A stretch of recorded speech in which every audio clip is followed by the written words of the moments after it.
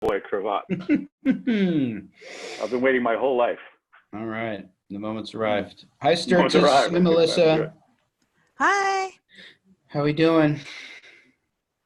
So let's give people just another couple minutes to make sure we got. Yeah, we've been starting at 3:05. Are the Sturtzes at home? Here we are. Yeah. Hello. Hello. How you folks doing? We're hanging in there. Yeah, doing okay? Yeah, I think so. I told you, sunshine helps. It does, right? Mhm. What's for dinner tonight at the Sturtz house? Tell him. Roast. Yeah. You put like carrots and potatoes in there? Oh, yeah. Mmm. Yeah. What are you gonna have on the I can side? smell it from here. Right? Well, that's me. What are we going to have on the side? Coleslaw Yes. and fresh caraway rye bread. Oh, come on. Yep, from the That's wonderful. bake to this morning. Oh, the whole house must smell of rye and caraway right now. That's delightful. Well, if you just put your address in the chat, we can all be there. Among other, Totally. Corey is also a chef. True. Corey, I made it in the Instant Pot. Oh, really? That worked good for you? Fabulous recipe. So Yep. easy, right? That's amazing. Yep, one pot. The best ever.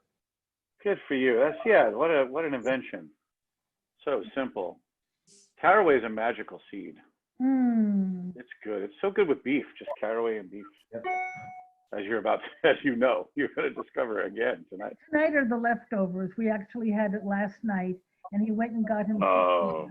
He went and got himself a cold beer. Yes. Because he said this pot roast needs a beer. Good for you, Rob Sturtz. I Smart agree. man. I didn't even taste it, but I agree. I agree also. Really good. So Corey, I actually Wow. have the Sturtzes, and I have a funny connection that goes back way before Portland. I actually met them the summer before I came to Portland. Or it was Really? the spring, I guess. Yeah, because they are dual residents, Boulder and Portlanders. That's amazing. Yeah. So I have a question. I have a huge amount of work going on around my house outside. Can people hear the noise? I can hear that, yes. I hear a hum. Yeah, I hear a humming. Just a trifle. Okay. Don't worry about it. Well, for right now, that's what we're I think stuck with. it's workable. Okay. I don't think it's a game-changing It's hum. not a deal breaker. Okay. Not a deal-breaking hum, but a hum nonetheless. Okay. All right. So we're going to start in just one moment. Okay. Is everyone here? Was here last time? We use detergents and cleaning Like it. Megan's here. Hi, Megan. whatever life brings it. Whatever food. Where are we, Robert? Myra's here.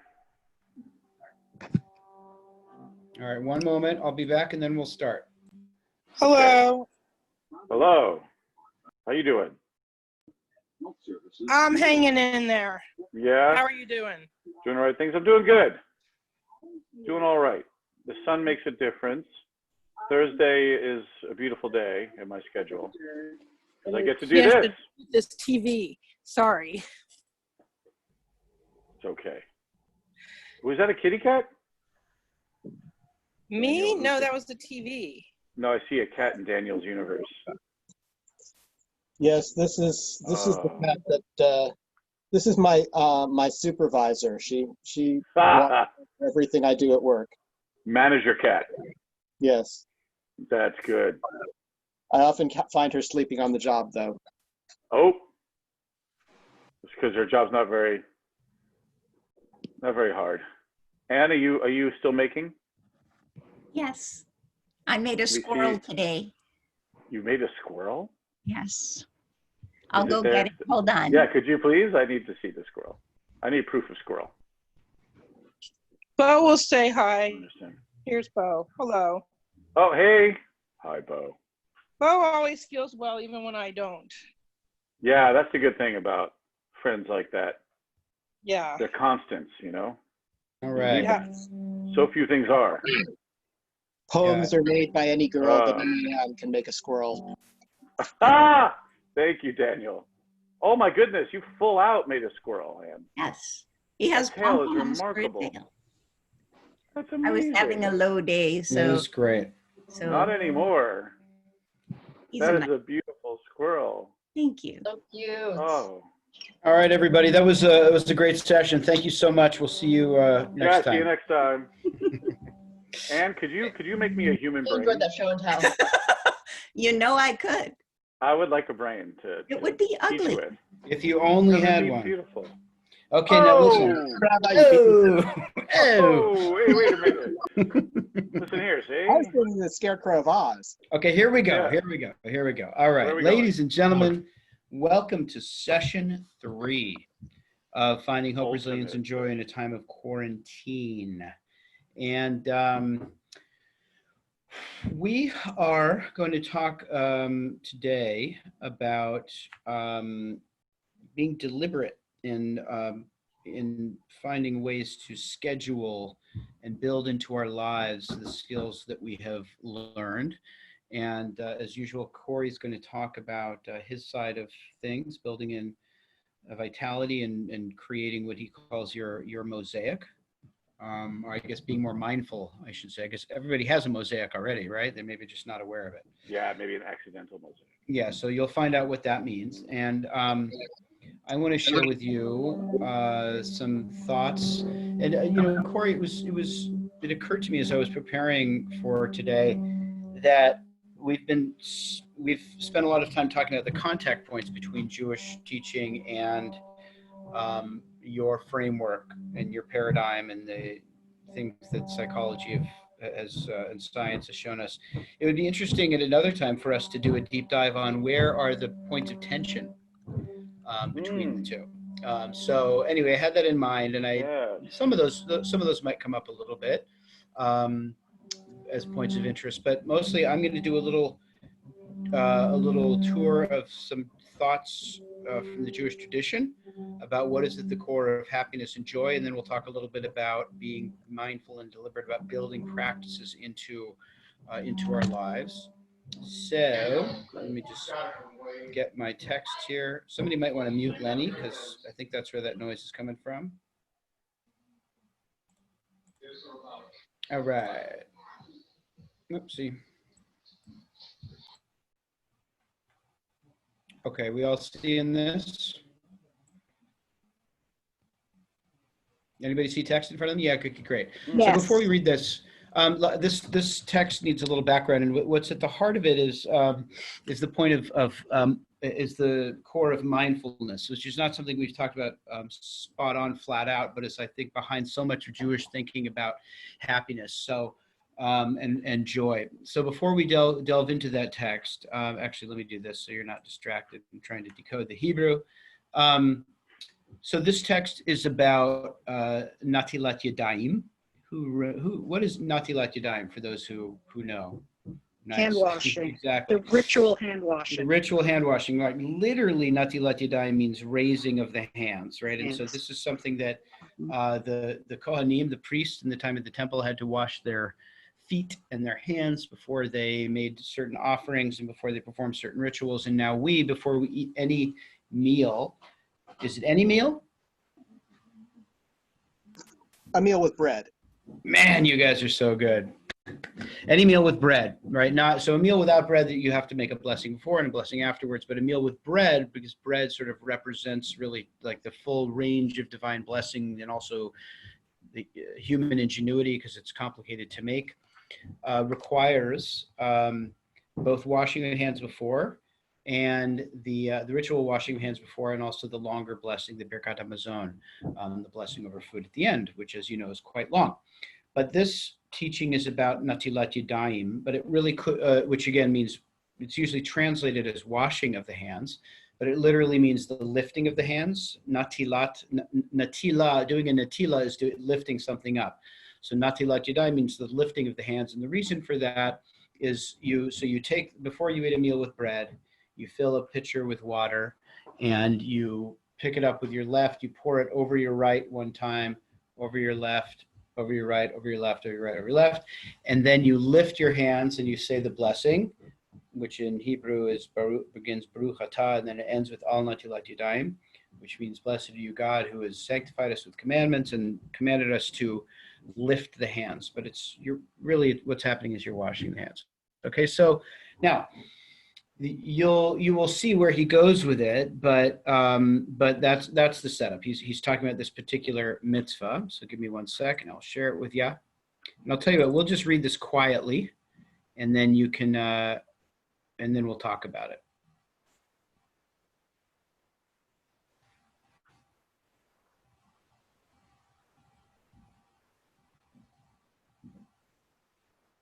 Sorry, this should say if one removes one's thoughts. Hmm.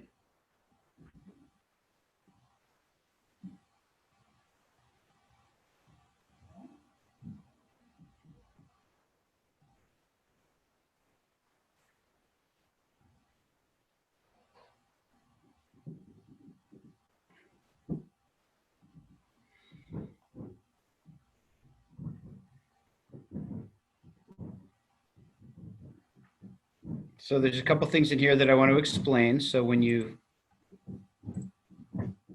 I'll try to give people a moment to read. I'll circle back.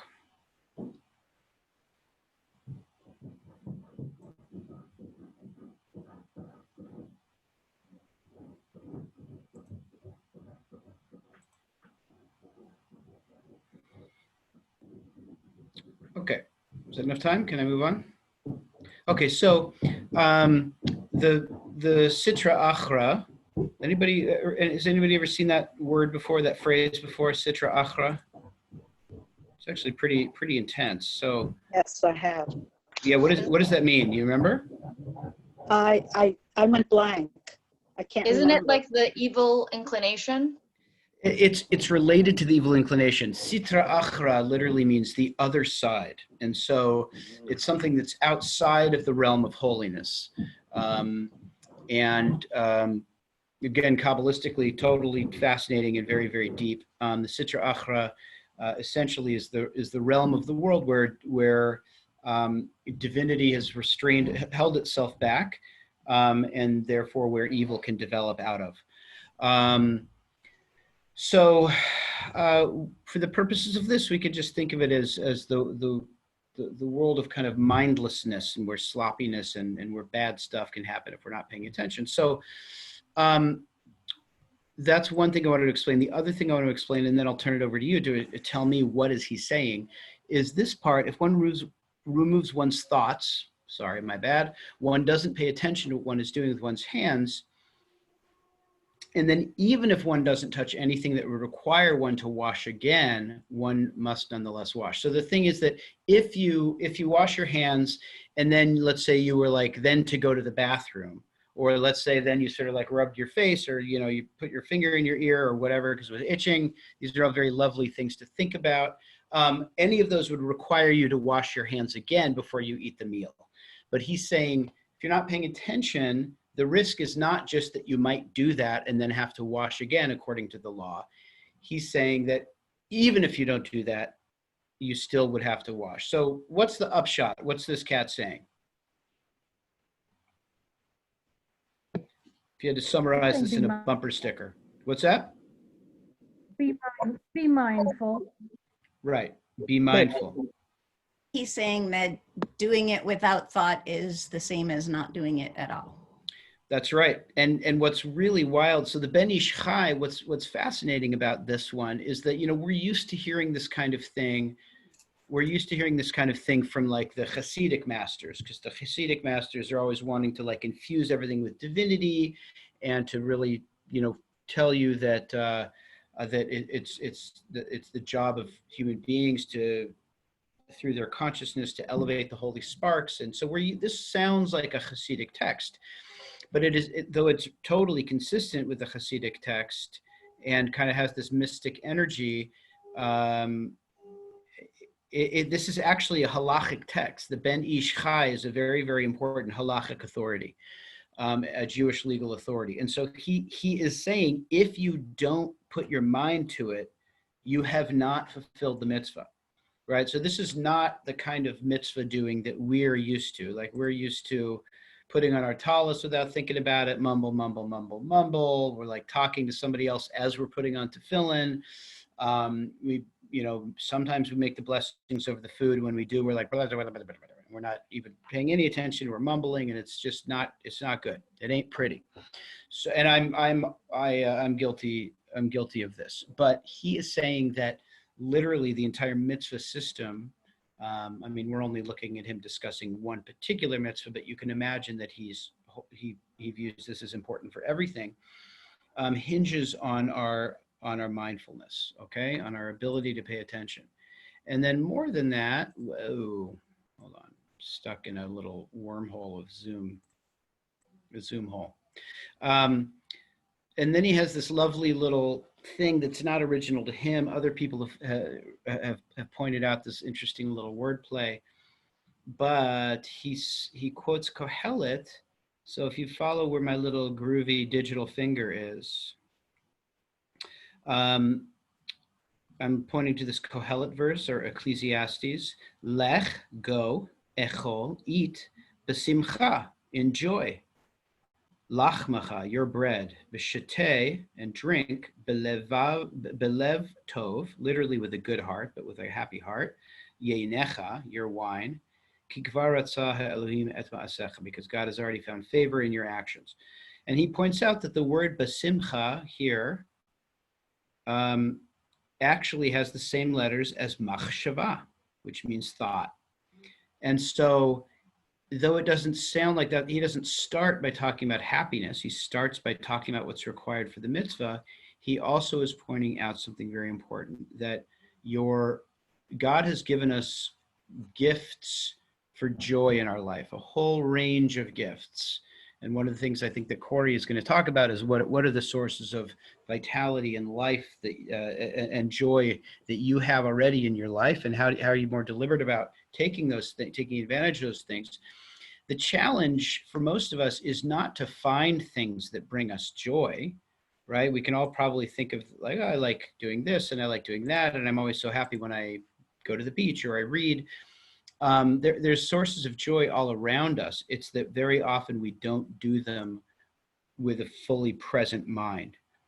And being able to focus on what we're doing, and then beyond that, in the scope of our lives, making sure that we become the kind of people who consistently seek out joy, is contingent on how we are using our minds in relationship to our lives.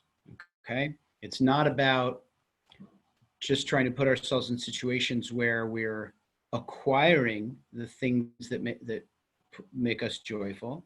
And it's not even, though Corey will talk about this, it's not even scheduling time for the things that make us joyful. If we're not approaching them with a settled and focused mind, they're not really going to be sources of joy, at least according to the Ben Ish Chai and many other Hasidic thinkers as well.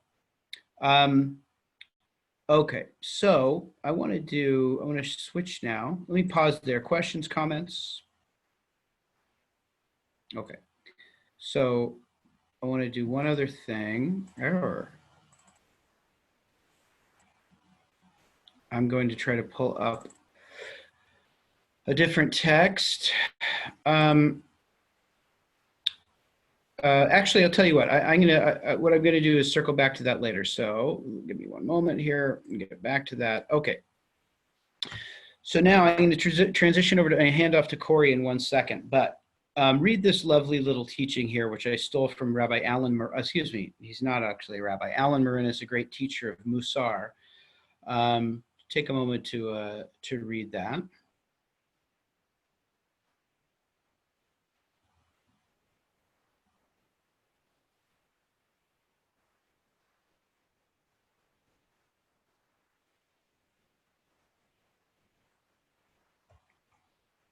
Is that just so sweet? I mean, talk about good vibes. I love that. So first of all, for the Altar of Slovakia, Altar means he was the older Rebbe. So there must have been a Nosson Tzvi Finkel who was younger. Or he's just referred to as the Altar because he was maybe the first rabbi of this Hasidic school. And Slobodka is a place.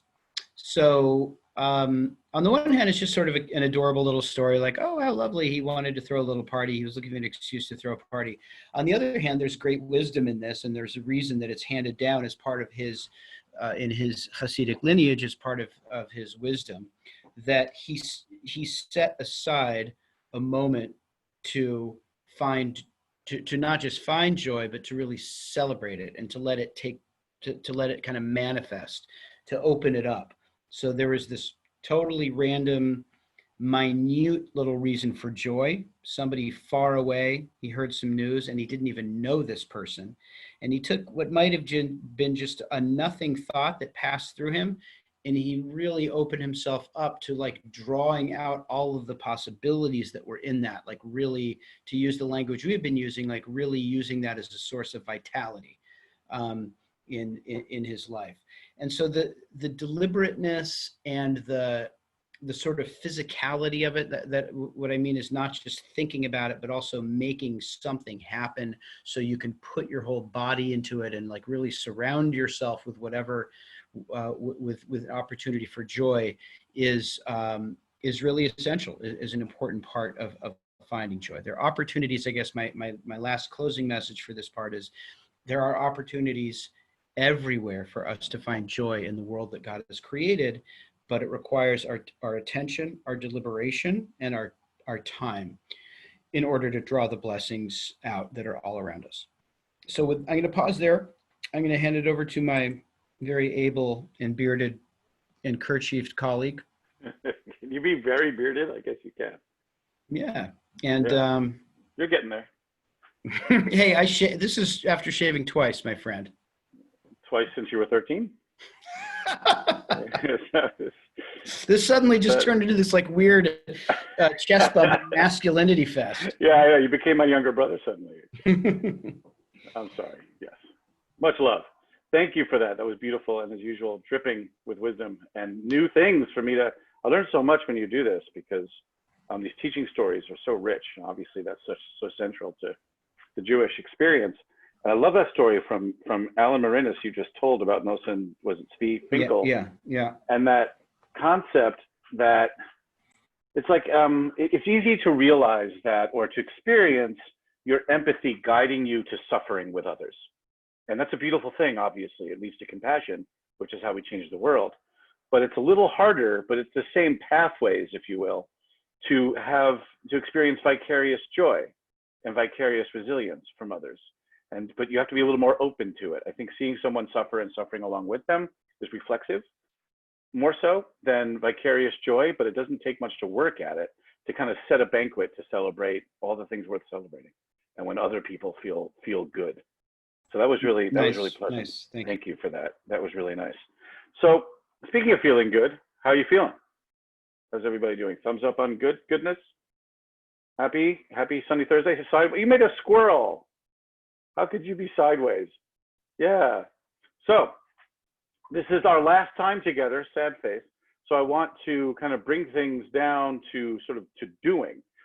We've been talking a lot about knowing, but we have to close what the psychologists often call the knowing-doing gap. That you might know what the right thing to do is, but the doing it is hard. Motivation scientists refer to it as the intention-behavior gap. You have an intention, you understand where you're coming from, but the actual doing of it takes some work. Kind of like resilient joy. It takes a little work, but it's not much. The same pathways that allow for suffering allow for joy. We just have to use them a little differently. So we started out originally talking about the anatomy of stress, did we not? Was that us? Yes. And in the anatomy of stress, we learned that when you're stressed out, when you experience something as being a threat, you wind up being sympathetic nervous system dominant, which means that your heart rate goes up and you muscle tension and you can't digest. It's hard to focus on anything but the problem, and you actually lose access to your cortex, the thinking parts of your brain. So you kind of just focus on the problem, and the problem becomes bigger and bigger. So the trick really was to do some wet noodling. Has anyone done any wet noodle exercises since that first day? Very good. They do work. So doing your wet noodling and relaxing your body, hacking that vagal nerve, coming back to your cortex, which interestingly is itself catchable. When you relax your body like that, people around you physically, in the same physical space, experience that relaxation. Even that level of joy is vicarious, interesting enough. So we got that going on, but one of the things that allows you to experience stress less, to experience things as a threat less often, and you give you the energy to do the tricks you need to do to get parasympathetic nervous system dominant, was vitality. It all hinges on that, and so much more, but I was kind of zeroing in on vitality as a means for alleviating stress, but it really is just a means to accessing that, what we were calling that mitzvah of joy from last week. And vitality, you'll recall there were how many sources of vitality? I'm not gonna show you. Do you remember? 4, that's right. Quattro sources of vitality. And they were autonomy, which didn't mean independence per se, but more behaving from your values and from your identity, behaving based on things that actually interest you and not being motivated strictly by guilt and pressure or reward and punishment. That was a source of vitality. Competency, being appropriately challenged by your work and not over challenged. Have you ever felt over challenged and start leaking vitality because you're over challenged? Raise your hand if that's occurred to you. Raise your hand if that's occurred to you today. That seems to be a really common thing. That's almost daily where I'm like, I can't do this anymore. There's too much to do. So you can leak that way. The other source of vitality was relatedness, you'll recall. Basically interacting with others in a meaningful way. And by others, we mean the folks immediately around you, like a beautiful group of people I'm hanging with right now, but then the world at large. And I could see even in that story from Alan Marinis about the rabbi, that his relatedness extended so far into the world that some distant stranger having a good time vitalized him and gave him cause to celebrate. That's such a great story. I'm taking that for my own. And You're welcome to it. So thank you.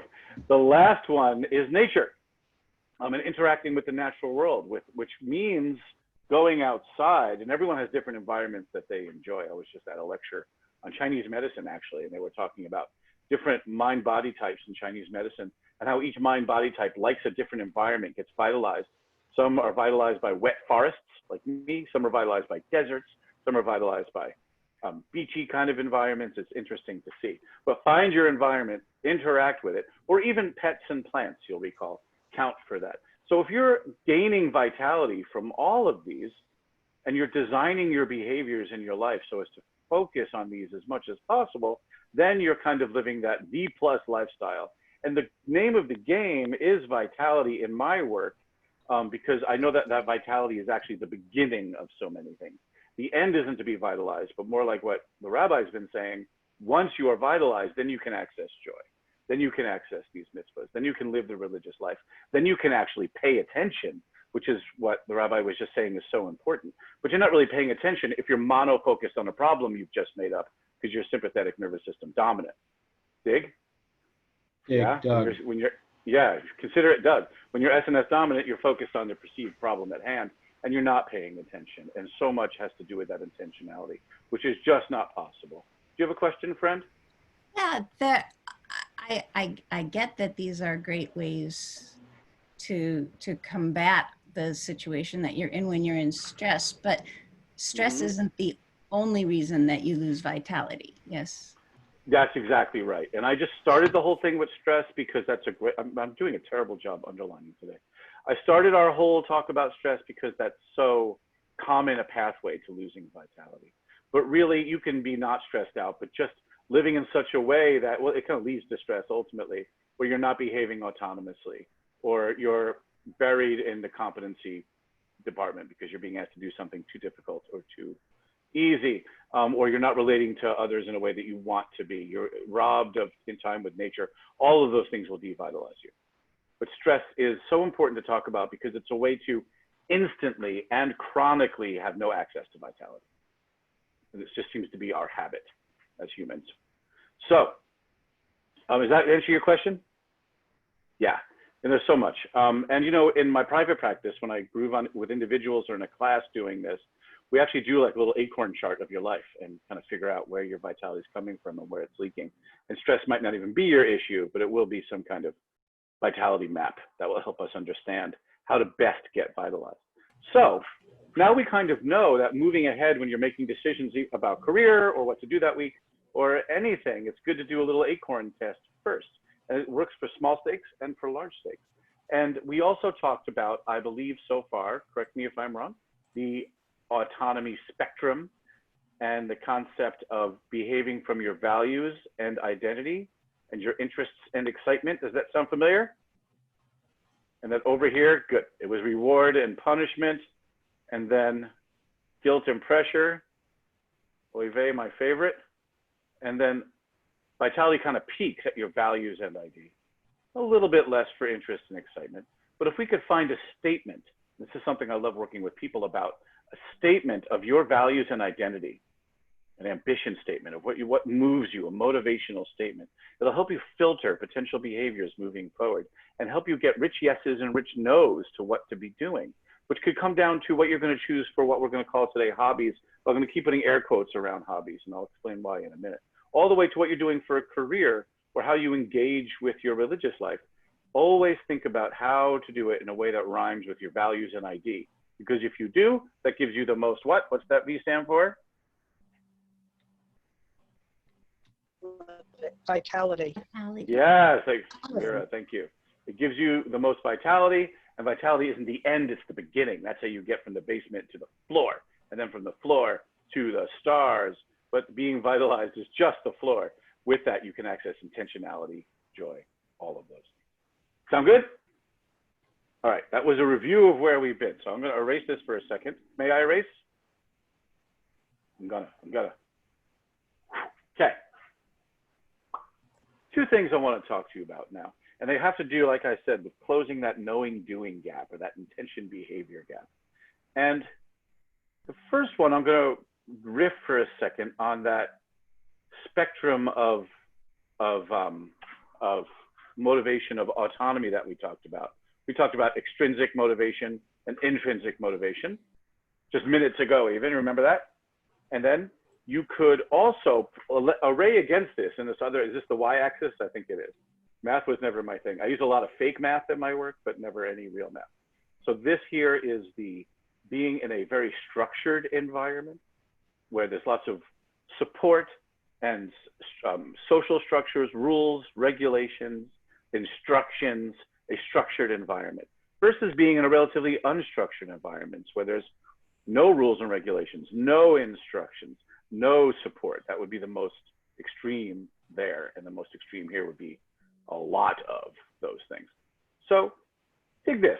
When you look at this arrangement, there's two dynamics I want to turn you on to in terms of closing the knowing-doing gap, and also a sweet spot.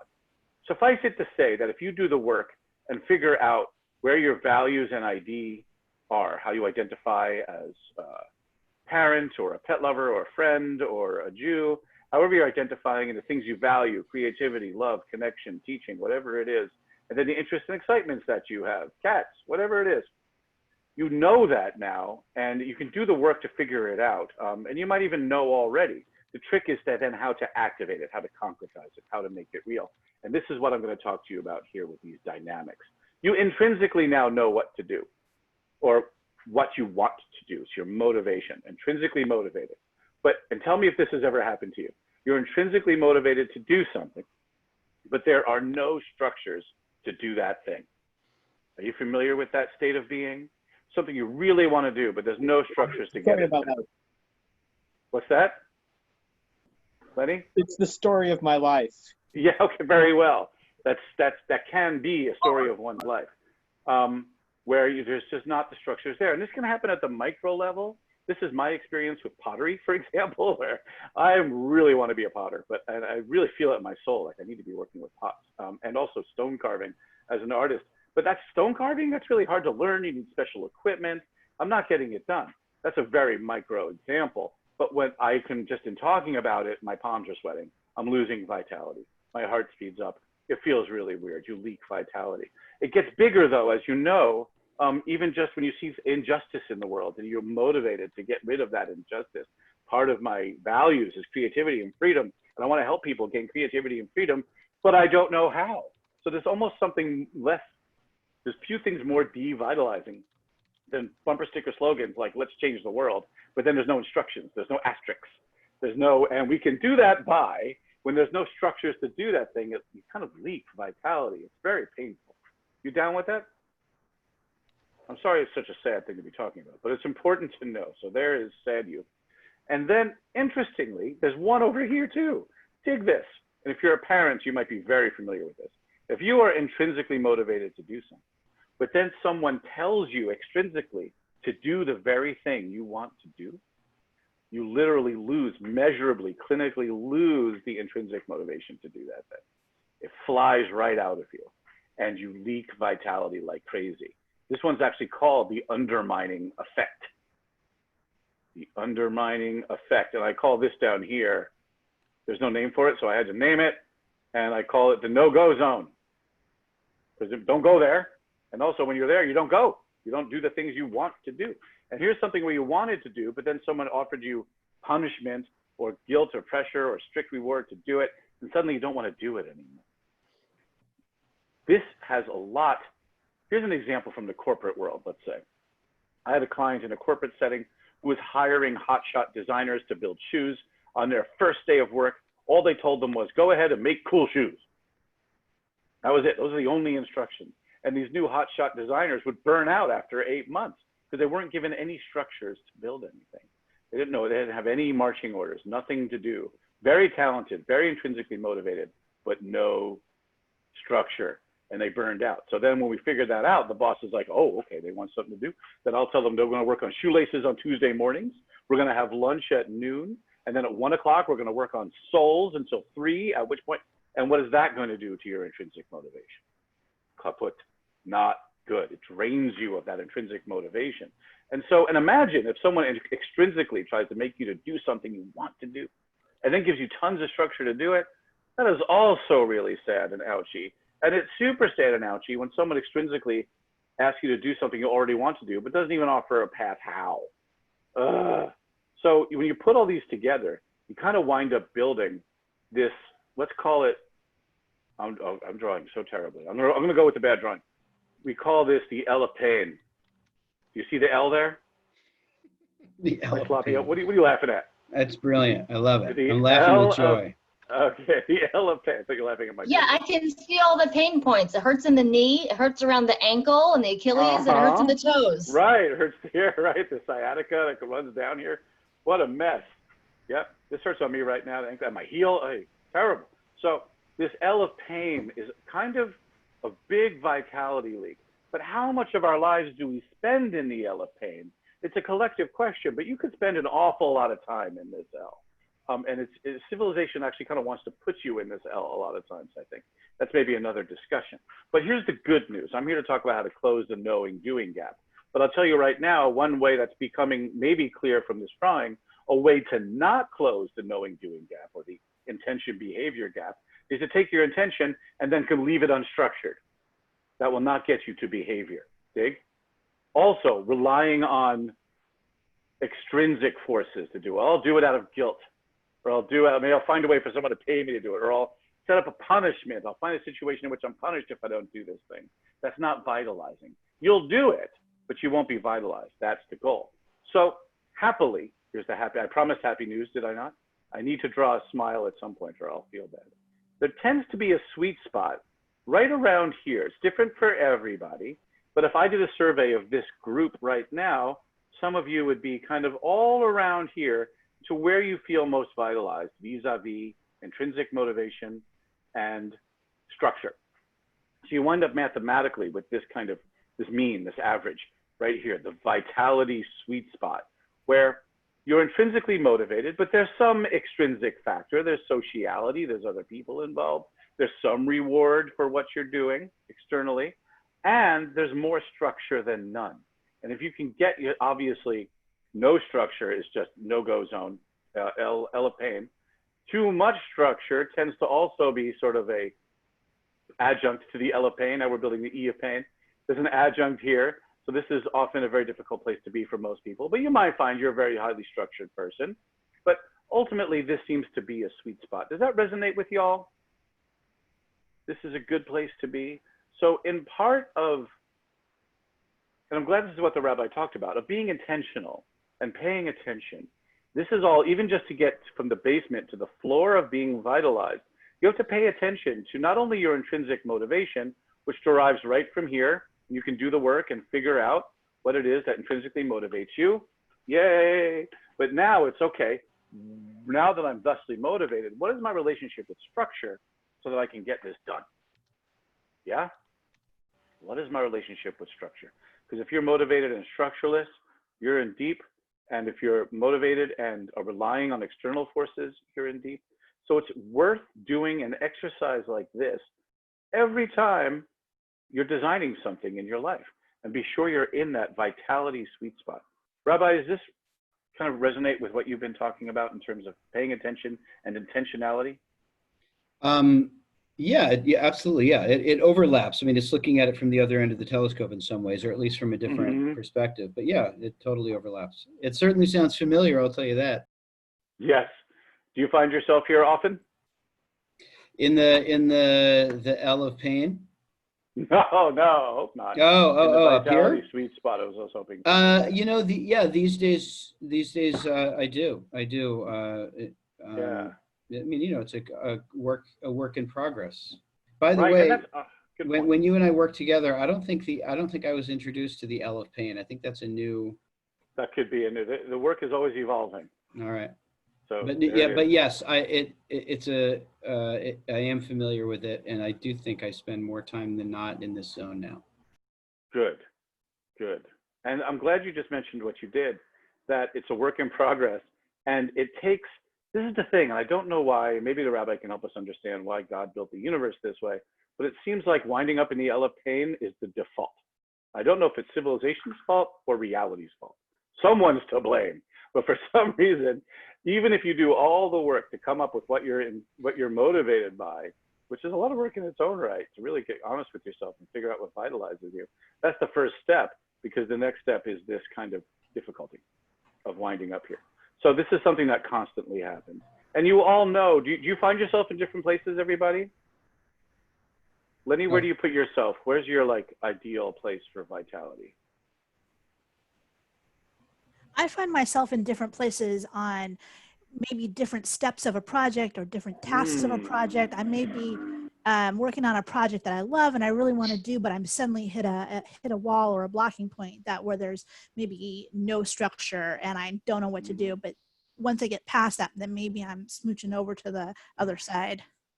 Interesting. So you could see, and given that this isn't math, I like the idea of for you, there's sort of like a cloud, little area where you work best, and it depends on where you are in a project, where you like to be.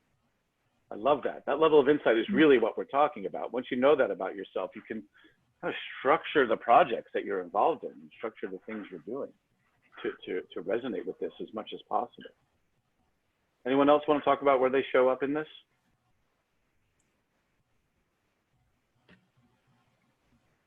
I have a question. Josh? Yes.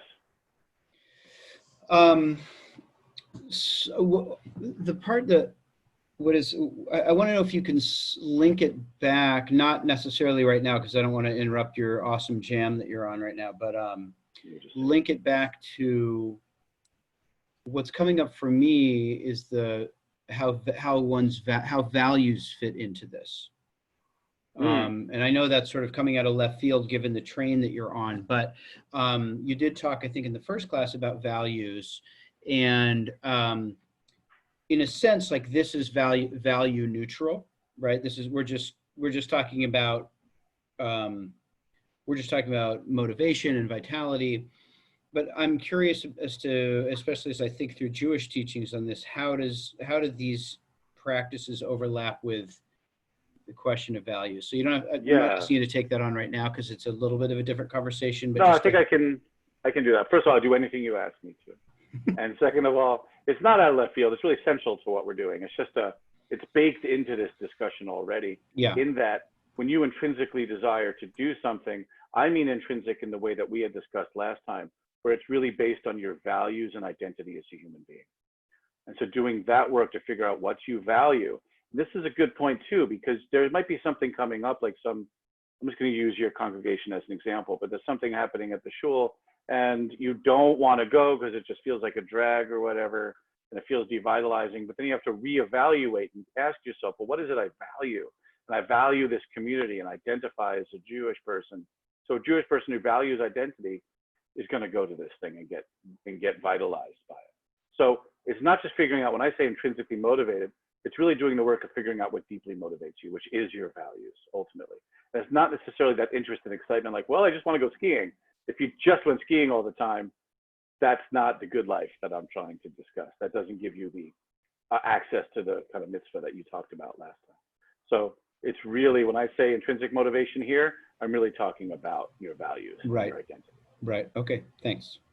And that's what makes this so painful and such a gateway. I see you have a question, I'll get right to you, which makes this a gateway potentially to not just not being vitalized, but when you're devitalized chronically, that leads to depression and anxiety, which itself creates a downward spiral that makes it hard to get out of that L without help and without others, which is also a beautiful thing.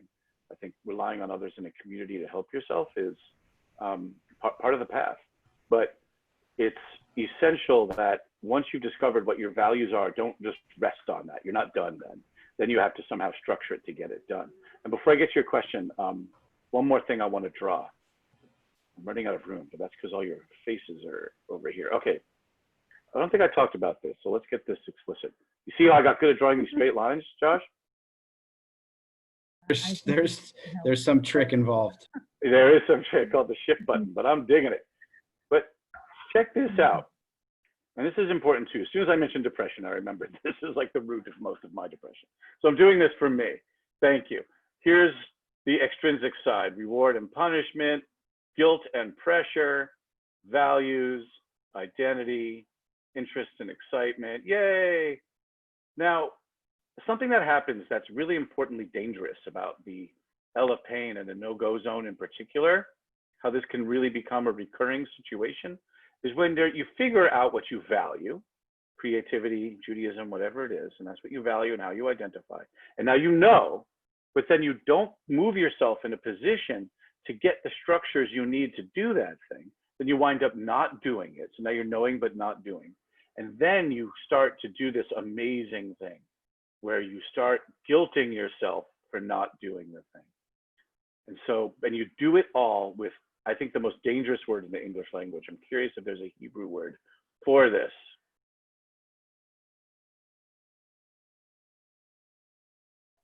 Should. That's a dirty word. That is a nasty word. Is there a Hebrew for should? I hope there's not. That would be an amazing. Well, I can't hear you, Josh.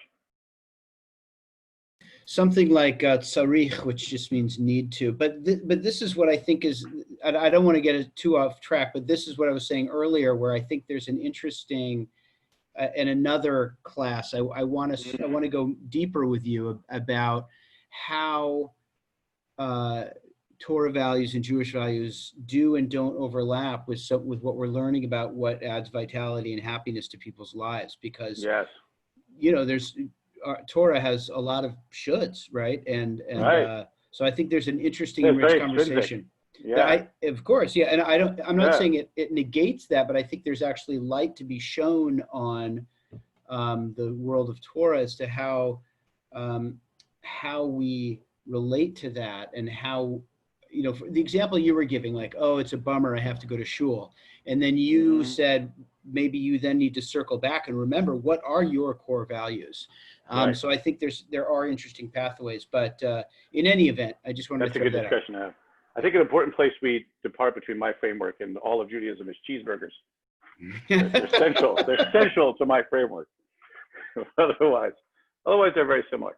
So, and there are some interesting subtleties to explore. But I want to go through like that kind of the psychological dynamic, basically, of wanting to do something intrinsically, values and ID, deeply want to do it, but there aren't the structures to do that thing for a variety of reasons. But when you find yourself in that situation, then you find yourself shoulding yourself. Well, I should do it because it's something I should do. And then suddenly you're motivated not by your values and ID anymore. You're motivated by guilt and pressure, even though it's something you wanted to do. But now you're doing the same behavior in a V negative context versus a V positive context. You're losing vitality for doing the thing you wanted to do, because you started out by not having the proper structures in place. I feel like I'm sounding blamey. I'm not trying to sound blamey. I'm just reeling at the human condition, is what this is. And the human condition is to desire things from your soul, but then to not necessarily gravitate to the proper structures to get those things done. And when that happens, you find yourself shooting yourself, which is a terrible place to be, empathically speaking, compassionately. I think that's basically 100% why I do the work I'm doing, is the compassion for people in that should space, and to try to get you out of it, to remember your reasons. Hold on. So Sarah has her hand up, but also Lenny just made a There's a comment couple hands up. that I didn't Yeah. understand. So maybe you can address that. Yeah, everybody. I want to start with Lenny. Yeah, Lenny, what's the? Oh, well, my comment was when you say should, according to like neurolinguistic programming, that's the way of inserting doubt or saying it's virtually the same as saying I'm not going to do it. Like I should quit smoking means that you have no intention to quit smoking, though you understand that you probably would make you healthier to quit smoking, but you're not going to. Otherwise, you would quit smoking or say, I'm going to quit smoking, and say, I should quit smoking. I have no meaning. Right. That's really smart. Should kind of equals won't. Right. And if anything, at best, it means won't unless I'm guilted into doing it, or I'm rewarded for doing it, or punished for not doing it. But it moves the whole discussion linguistically to the extrinsic side. Right. And if it starts out as something you really value and want to do, you've robbed yourself of vitality. And it's, again, not because you're a bad person, because this is how things are set up. Who else had a comment? I think the Strutz family did. You did? Hi. Me? Yeah. Yeah. You talking to me? I'm talking to you. Bruh. See, I'm looking right at you. Sarah. Can't you tell? I know. You really stood something up to me 2 beats back when you said, where on this axis would you put yourself? And I began to think of where I felt most of versus intrinsic motion, because career has been intrinsically. Sorry, gone digital. You can't hear you. Can other people hear? It's like. No, your audio is getting all chopped up. Okay, You can write your question in the chat, or well, I'm sorry, try that again. I asked if it's any better. No? Doesn't seem to be, no. Okay, skip it for now. Thank you. You should get rid of that old AOL modem you're using. That's a little disk that goes in your computer. If you want, I'm sorry, friend, you could write your question in the chat, and we could pick it up that way, if that works. But I do want to, I might be gravitating away from the L of death discussion right now. But are you down with should and what I'm saying about should or ought to? And I really appreciate Lenny's input there. That really brings it home.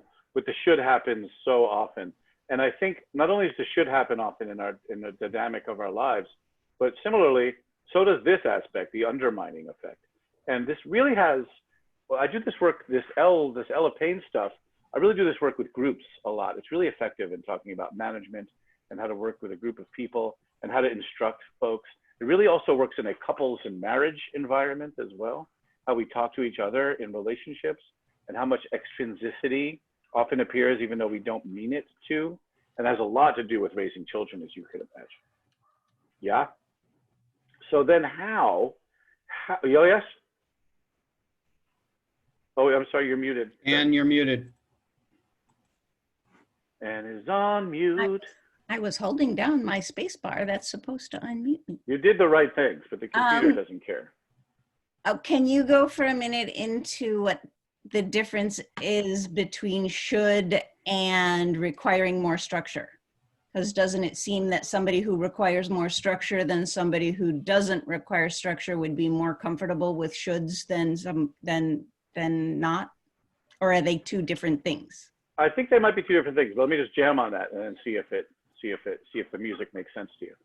So if you're a person that's here-ish, let's say, someone I can't understand, but there are people like this, and they're very necessary. I actually rely on them to get my stuff done because I am down here somewhere. I'm very allergic to structure, which means, as you could imagine, Lenny, I get sucked into this all the time. I'll get into this for weeks on end, get stuck into the yellow pain. But some people are very structured folks, so they just enjoy and work better with when they require lots of structure. And that's actually the language I use in the work, is your requirements. What is your structure hygiene? And so some people require lots of structure, so they just know that about themselves. And so if they were to embark on a project, I would encourage them to find ways to structure it, put things in their schedule, put milestones on a road trip, whatever it is, but get really structured about it on purpose so that they don't sink down to here. Versus, imagine that same person on a road trip with me, I'm gonna get very irritated when they're like, well, at 3 o'clock tomorrow, we should be in this town, and at this town, we're gonna drink these things, we're gonna have a burger at this one place, and after a cheeseburger, because it's the work. And then after that, we're gonna go do this other thing at this exact time. That structure might make that person sing. Well, that structure would crush my soul. It would put me here. Oh, Corey, we can't travel together. It's okay. All right. If we find a good music to listen to at the same time, we'll be fine. How's your Billy Joel collection? No? We're doing what's good. Okay, bring the squirrel. We'll be set. So, but you know, it's interesting. When I did this with a couple, we did find that wifey poo in this couple was very structured and very extrinsically oriented, and hubby was very intrinsically oriented and was very unstructured. And we found that was the root of their marriage was crumbling essentially because of weekends and what to do on the weekend. And she wanted to structure the weekend like crazy down to the minute, and he wanted the weekend to just be free-form jazz. And we were able to find a way for them to compromise and give the weekend up to each other. It's pretty neat once you're just aware of it. And I guess that's the point, is it's about paying attention and intentionality, and just knowing this gets you there. Does that answer your question? I know we just did some improv, but it worked more or less. Between here and Chicago on our road trip, we'll talk about it more. We'll talk about it more. But what should to one person should is not the other person should. All right, I'd like to move from this discussion. I feel like we filled this. Once a drawing starts to look unintelligible, I know we should move on. Is that good? Rabbi Rose? Love it. Love it. All right, so then how then, once you know, so now we know what you value and what your IDs are, what your intrinsic motivation is. So we know that. And then we know what your relationship is to structure, and then there's a vitality sweet spot. Then how do you actually work this into your life? Someone asked me how. How do you work this all into your life? How do you do it? I don't know. That's the answer to all the questions. I really don't know. But I have a hypothesis I'd like to show you. Can I erase this? So this is what I recommend. This is something that takes time when you're actually like in the work, doing the work, but do this on your own. Is to start by thinking about the things, the behaviors that you're engaged in, some of which you must engage in because they're like your job and stuff. Like for example, for me, I must teach and I must parent. I really can't stop doing either of these. Teaching not only gives me hella vitality, but gives me the bucks, yeah? And parenting is my dharma. So I'm not gonna not do these things. So those are on the board. But now if you've designed your life or lucky enough to have been able to design your life in such a way that your job is vitalizing, that's great. If your job, if that's gonna be in the center of this thing we're going to build, is not vitalizing and is being negative, that's worth working on in its own right. And there's a number of ways of at least neutralizing your job, if not positiving your job. And there's a lot of work around that what one could do. But let's just assume you got some V+ going on there. But it's worth circling back if you want to dig into that. What I'm going to recommend is to then list out all the other things that you can do or are doing or intrinsically want to do. So now when I say want, you know what I mean. I mean want in like capital I, values and ID, interest and excitement. This isn't a list of things you should do or would do because otherwise you're going to get punished. And you wind up with hopefully a robust list of things. All of these things are sort of, let's just call them, I keep using this shorthand, I hope that's okay with you. You know what I mean by V positive? That they're vitalizing things. And how do you figure out if it's vitalizing for you? Do the acorn test. So this would be fun to do. I think we should have a party and have some white wine, hang out and do this for each other. This works very well in groups. to figure out, well, what are the things that you can do or want to do? What is your ambition? What do you autonomously want to do?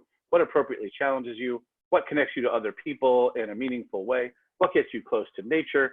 List all those vitalizing things out.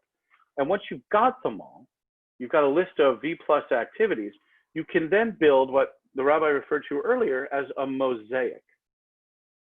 And this is something I actually recommend you do on a piece of paper, or I guess some digital means, but who needs that? A piece of paper or an actual mosaic. If you want to be really cool, get some tiles. That would be awesome. But dig this, if you put in the center of your mosaic is the stuff you got to do, but then you build a mosaic frame around it. Like, for example, for me, I'm going to use myself as an example because I can speak with that with some authority. I like to kayak. It is summer. That's one of the things that gets me near nature. It's something I'm learning about doing better, and I'm learning about the Tualatin River as I do it. It's something I want to do. I do it with my friend Jay. You see how acorn that is? So kayaking, very V+.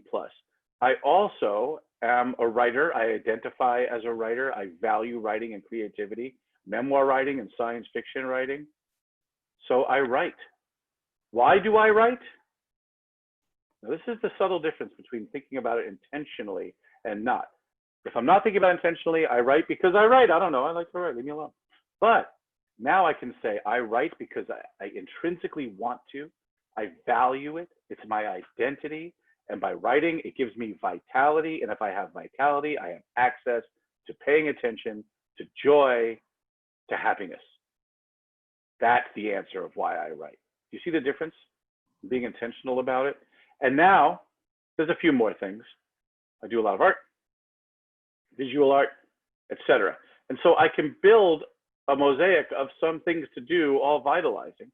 But when I put them in my mosaic and I draw this out, two things to be aware of. One is that by putting them in my mosaic, I am dedicating to them. I am putting myself out of the L of death. At no point when I put something in my mosaic am I like, I should kayak. By putting, because once I say that, then when I do, I'm just doing it out of guilt and I hate kayaking. I'm putting it on the car like I can kayak. I don't want to be doing it. Terrible. So when I decide to put it in my mosaic, that means for me, because I'm no structure junkie, but I realize I need some structure, I'm going to decide. I've already decided this weekend, sometime on Saturday evening or Sunday, I'm going to kayak. So my plans, I told my family, that's what I'm doing. It's planned. Now, if I was more like, and let's say I would have put it in my books, first thing, 8 o'clock Sunday morning, it'd be in there. But now it's built into my life. I've taken it from here to here by putting it in my mosaic and declaring it and making it real in my plans. Do you see the difference between, I like kayaking, but I never really get around to it? You see that way of life? Versus, I'm claiming kayaking as a source of vitality because it hits all these buttons. I'm putting it into my mosaic and therefore into my schedule. Same thing with writing and art and the other things I'm doing. And I don't know if you've ever actually built a mosaic before. It is super fun. And the grout is the best part. But dig this. There's no grout in my metaphor, unfortunately. But when you're choosing tiles to put in your mosaic, I guess the grout is God. When you're choosing tiles to put in the mosaic, you put them in a tray. And so this is a beautiful part of the metaphor I found for me, that there's a whole bunch of things I'm choosing not to put in my mosaic right now, because you're going to come up with a lot of things that rhyme with that get past the acorn test. And you don't have to put them all in your mosaic right now. You can do everything you want in life, just not all at the same time. So have the self-compassion to put some things in the tray. And now I've got this tray full of V+ things lined up. So let's say the seasons change and I lose kayaking. Do I have to like rent my clothes and put ash in my hair? I can't kayak anymore. Vitality is gone. Someone say no, please, so I can stop. There's no vitality for me anymore. No, correct. I don't have to do that anymore because I have the tray full of other things I can then put in. Snowshoeing goes in there now. So it's not just like, it doesn't go from I should be kayaking to I should be snowshoeing. It's about once you put it in the mosaic and write it down, that's already part of making it intentional. Put it in your schedule as much as you need to in terms of structure. Knowing I'm no structure monkey If I put it in as like exactly this time that I'm going to have to do something, I'm going to be shooting myself. So I know not to do it that way. It takes some introspection to understand how you best mosaic. But that's how the mosaic works for me. And you can move things in and out at will. And as you grow and change and evolve as a person, the things, and I recommend doing this sort of acorn test of yourself every couple months, maybe once a season. It's nice to do. Just sit down and kind of list this out, do it with your pals in that wine, figure it out, make your list of things, build a mosaic, show it to each other. I actually made my mosaic from Post-its and put it on the inside of a book. I'm looking for the book. I think I have the book here. It's a book of poetry I carry with me when I teach. And there's my mosaic on the inside. You see that? I color coded it. The green things are revenue. The blue things are art. The other things are family. And you can build your color coded mosaic. I look at that all the time and start moving things around and out and put things in my schedule. It's a little goofy, perhaps. Let's put it this way. I feel a little goofy doing it sometimes. But the alternative is not living intentionally. And that is far goofier. Frankly, it's just far goofier when you find yourself at the end of things and you have shoulded yourself the whole time and have robbed yourself access to joy, which is, sounds like something the rabbi is saying God wants from us. I'm going to make that an ellipsis to you, Josh. Okay. Should I throw something in? I'd like to, if there are questions. Yeah, let's pause first for questions, and then I'll offer some thoughts. There's a lot of implications to what I'm saying. So, questions for Corey? All right. I was inspired by that binder there. Your goofy toy, as you called it, is at my office is called a Kanban board, and it's one of the horrible chores we have to do to organize our work. Yeah. In structure. Structure. Some people love it though. Right. I do love my book. Love the book. So do you all think this is something you could do? I think I would need a workbook. Yeah, who said that? Yeah, I'd love to make you a workbook. I kind of want to make one. You can be my guinea pig. That'd be great. Yeah, some people do need a workbook, a little mosaic thing, and move things around. What I'd like to do is make mosaic refrigerator magnets. That's a great idea. Write on it and build your mosaic and put it on the fridge, and you can erase things and move them around. That's a great idea. Yeah, that's really good, actually. Yeah. Yeah, I will say. So folks don't know that I mean, I alluded to it earlier, but Corey and I worked together.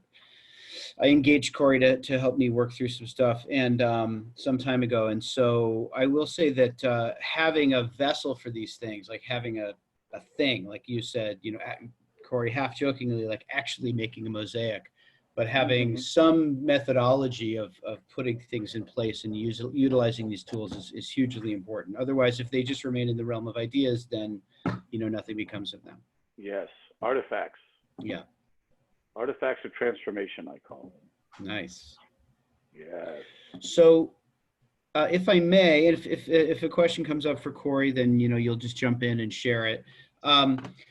So it's interesting because I was going to talk about, I was going to try to make a deep and rich connection to Jewish practice in connection with this. But I think to do that authentically, I still need to wrestle with what's come up for me, which in this is precisely the question of shoulds. And I don't want to go there today, but Corey, I want to explore this with you. And then I think we should have a should jam. Yeah, and we could have a should jam. And then I think actually use it to bring back to people a reflection about how that connects to Torah, because though that may sound frivolous, it's actually a very big deal that people struggle to find joy in their Judaism and in their Jewish lives. And there has been a split. There's so much writing about joy in Judaism. But in the modern world, for so many people, our Judaism is here, and God willing, we have fun with it, and we sometimes like to go to shul, but it doesn't necessarily know how to integrate it into sources of ongoing vitality and happiness in our lives. And I think that one curiosity I have, as I pointed out now, is how does the obligation field of Torah and Judaism fit into some of the things that we're talking about? I know that they do, but it's complicated. Because when, for example, when one asks oneself the question, what brings me joy? What are the things that add vitality to my life? In my case, it's listening to music and, taking hikes in the forest and all of these things that tend to be, self-serving in the very best way, right? And those recharge my batteries. Now, as you said, vitality is not the end of the process, right? Vitality is the thing that then lets us do the work in the world. But I'm trying to figure out a way to connect the pieces. But so that's something for further exploration. But what I did want to say is that Judaism has a lot to say about the gap between ideas and practice, right? So for those of you, has anybody here studied Musar with me? I haven't taught it for several years, but yeah, Daniel sort of did. Yep, Myra, and that's right, Myra, you studied in my class at the JCC a couple of years ago. So in Boulder, I did much more, when I was a rabbi in Boulder, I did much more teaching about Musar. So Musar, essentially, there's an analogy to what Corey has been talking about, because Musar sort of starts with the assumption like, look, we already know that it's good to be generous. We know that we want to live lives in which we're making contribution to other people. We know that we don't want to become people who get angry all the time. Like you don't need Torah to tell you those things. But how many people are as generous as they think they ought to be? How many people are as patient and loving and compassionate in relationships as they would like to be? And so Musar says it's not enough just to have the teachings. You need a methodology to take those ideas and to implement them and to bring them into your life, practically speaking. And I don't want to go into detail of that here because it would take us a little far afield from what we've been talking about. But the notion that there can be a gap between our ideas and our practices is profoundly important. And learning how to close the gap is actually very, very, very, very important part of Jewish spiritual practice, right? So when we read in the Torah or we read in the Gemara about the importance of tzedakah, and the importance of being a person who gives easily, gives willingly. We all know that those are values that come from the Torah. We know that there's very profound things written about them. We have a tendency to study them and to take pride in the fact that they're part of our tradition, and then we have a much harder time in actually implementing those in our lives. And so Musar is the set of practices that is intended to cultivate the habits by kind of putting a stake in the ground. So I'll just give one little example. Let's say that you've decided you want to work on generosity, and that's an area where you need to grow. You want to become less stingy or give with more enthusiasm. And so one of the practices of Musar is that you build in a practice of self-reflection, which is often comes through journaling, but there are other ways to do that, where you're actually looking day by day, literally you commit day by day. How did I do in generosity this week? Like you just think of very particular situations. Well, I was standing in line and there was the person in front of me and they were short $5 for their groceries and they had to leave and go home and get their money. But I should have stepped in and given them $5. And that happened. And then, my wife's birthday was yesterday. And once again, I got her I bought her a piece of coal. I should have probably gotten her flowers, spent a little more money. Actually, coal is probably more expensive, but you see my point.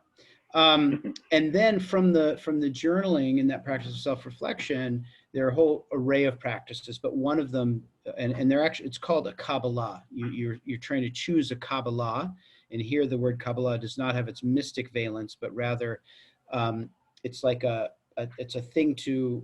vessel to receive the teaching. And that just means a practice. So for example, if you're working on generosity, you might say, okay, every day this week, I'm going to perform an act of generosity. I'm going to go out of my way to make sure that I find someone to give money to, or I find someone to give a gift to, and I'm just going to flex that muscle.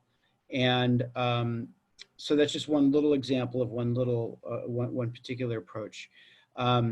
So what connects this to what Corey is talking about is that we're both talking about how do we take what we've learned and what we're seeking in the realm of values and what it is that we're aiming to do, and to build in a practice, a set of practices, so we can actually integrate them into our lives. So about that, Judaism has a lot to say, but I'm gonna pause there and see if there are any other questions or comments from me or Corey has any final words on this. Yeah, one thing I wanted to point out can you hear me? That hasn't come up explicitly, but probably should. We talked about it for a second earlier, Josh, is community and the importance of others in this work. And I alluded to it as I was talking about it. When you're building your mosaic, we're trying to figure out where your sweet spot is vis-a-vis vitality. We're doing the acorn test, or trying to figure out what it is that brings you vitality, to really do that work with people that you know, and that maybe even people that love you, if you can find some, and that care about you. It's really essential to do this in a group. There's a dictum in sociology: it takes not being one to know one. And there's some value to people being outside you and looking in and helping with that level of insight. And it also helps, I find, keep you accountable for what you're going to do. You discover what your sources of vitality are, and you've declared that to a community. It really makes it harder to should yourself. Does that make sense? Yeah, absolutely. There's many levels to it. And I actually, because I pulled my poem book out, I found a poem by Hafiz that speaks to this. May I read that? Do it. Josh? It's called A Hunting Party by Hafiz, long time ago. It's very brief, but it speaks beautifully to this. A hunting party sometimes has a greater chance of flushing love and God out into the open than a warrior all alone. So, read it one more time. Of course. A hunting party sometimes has a greater chance of flushing love and God out into the open than a warrior all alone. Now, kind of develop that hunting party of yours to do this work and help reflect yourself off someone else. Beautiful. Let me say, yeah, Lenny, go ahead. Okay. Well, I mean, I make a comment, and I hope it's not overly, I don't know, what is it, not revelatory, what's the word? Or confessional or something like that. I think that, and I don't want to offend anybody in any way, but, you know, like when you get older, after you get to a certain age, and you see you're running out of road, and that so many of your dreams there are so many dreams that you're not going to make. It's not going to happen. And your energy is diminished. Has a huge clarifying effect on these things. Just a huge clarifying effect. And it's no longer a mosaic, because if you find yourself 65 or 70 years old with a mosaic, I think that you have to cultivate in your heart where you want to end up, where you want to be, and that you want to, for me, I don't know for other people, I want to spend the rest of my life casting my illusions aside and not working out my issues anymore. They're worked out. I'm not going to really make any more progress on so many things that have troubled me in my life. So I just leave it at that. So before Corey may have a thought, because you may want to, I want to make sure that we're all talking about the same thing when we talk about the mosaic. But I just want to simply say that, Lenny, one of the many reasons I love you is that you're just, you know, not everybody speaks with that kind of authenticity and just transparency and truth. And it's life-giving to when people talk in that way. That's intense. But Corey, can you just talk about, because Lenny, I'm not sure I followed when you said that vitality sources of vitality as you get older, I think you were saying are sort of less relevant or harder to find or something. And I want to make sure we understand what we're talking about. Sources of Carbon mosaic. vitality. No, I think that it's so distilled past sources of vitality for me. I mean, in some ways, I'm just holding on with by my fingernails, right? I mean, in so many ways. And you know, you go through your whole life and you say, well, just you have to cross certain kinds of things. You cross something where you go to the doctor. This happened to me yesterday. Doctor says, your blood sugar's getting high, lose weight, right? Okay, you lose weight, but I'm getting older, I'm going to start losing weight. That's just going to happen, and could make me frail. I can't, now I have to balance that on the head of a pin. Those kinds of things, those kinds of questions are evaporating for me rapidly. The question is, with the amount of time I have left, if I'm not clear on my values, which I think I'm clear on, then I'm in trouble. And I don't know how that helps anybody, but I'm sure a lot of people have seen after they retire and so many things fall away, and the striving and you know, acquisition and all of that all starts to become absurd. Then my perspective on this has changed to some degree. Not to some degree, but changed completely. So. You know, my father said something to me. My father, in my whole life, I can only remember him saying a couple of things to me. I mean it. He said, I remember him saying, hey, you don't want to dig ditches for a living. Because I like the advice he gave me. It was like, I don't remember any conversations really. And then I left home very early because I needed a few conversations. I wasn't getting them from him. And then later on, when he got old, he said to me, you know, when I was working, I lived my whole life with blinders on. And then I retired and the blinders came off. And he turned into a gentle, genuine human being from a man who looked like he was suffering PTSD every day. You know? Wow, that's intense. So I don't know how to really, it's such a big thing. I don't even know how to encapsulate it. It's not really the discussion that we're having here. It can't be encapsulated, but all of a sudden, all of those things that you try and work out, all these things, am I going to get pleasure here? I'm going to get pleasure there. Forget it. You ain't getting pleasure there anymore. It ain't happening. You don't need to get rid of that. That's why I show up to. That's why I show up to shul. I don't show up to shul because I think I should, or do I get joy out of it? That's where I get my joy now. Sure. So yeah. Right, but doesn't but why is that not? Why isn't that then a source of vitality for you? Just go. I mean, maybe it's different than it was 30 years ago. It's a source of vitality, but the simplicity of it, I got you. Of trying to understand where things fit in, is pretty much gone. Yes, I got you. Okay, wow, that's intense. Thanks, thank you. I have to. And that's an ironic luxury of realizing mortality, and that can happen at any time, but it tends to happen at a certain age when you're like, oh wait, so it tends to happen when it's looking you in the face. Right, when death is right there in that closet door, and it was an eventuality, but now it's a reality. Although it's always a reality, but you get it. That is this. It's kind of a beautiful thing what you're saying. That is suddenly it just strips down to what you value, how you identify as a human being, and how to double down on that and activate that in your life, because everything else was already a distraction. And we spend so much of our lives distracted by that. But we need to, as poet Mary Ruffley says, distract ourselves from distraction and get back on what's real for us. And that is thrown into high relief by the end.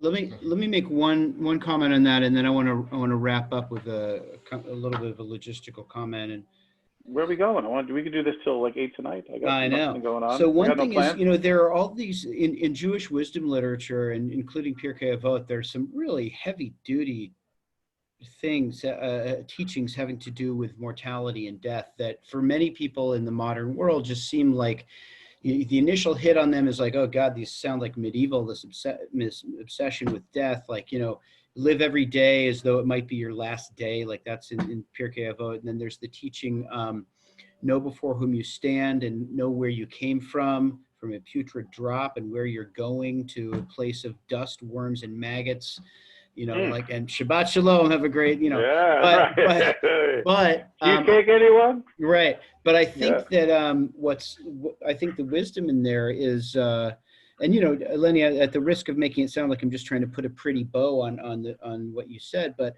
I think that there is something that is almost universally recognized, that the power of the threat of mortality, the reality of mortality, to transform and to guide and to clarify and for many people in the final months of life, to soften and make them more compassionate, that can be an incredible source of openness and growth. And so anyway, I'm just connecting that to what you said. I think sometimes we don't appreciate the depth of those teachings.